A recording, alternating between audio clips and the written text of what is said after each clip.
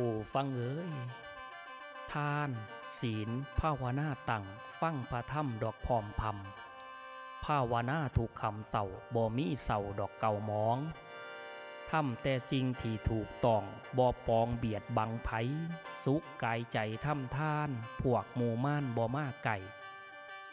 พร้อมบูชาพระไตรเจ้าสามดวงกลมกราบโปรดจงสาบใบด้วยบุญสิได้อยู่บ่เศร้ากราบพระพุทธเจ้าเพิ่นยังอยู่บ่ไปไสได้แก่ธรรมวินัย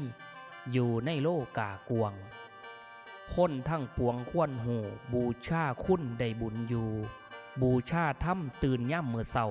สองเบื้องด้วยฝ่ามือเฮาไหวอยู่สู่มือได้บุญอยู่ในการทานไหวอาจารย์คือสังโฆองค์ห่มเหลืองมีศีลแก้ว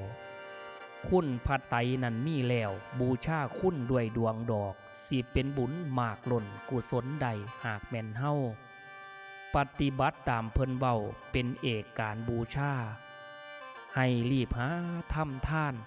บุญกุศลสิมาคำให้ค่อยทำค่อยสร้างอย่าว่างเลยดอกป๋าปล่อยผ้ากันทำเถื่อเล็กเถื่อน้อยบุญสิได้ส่งสนองสู่คนเด้อพ่อแม่เอ๋ยผู้ฟังเอ๋ย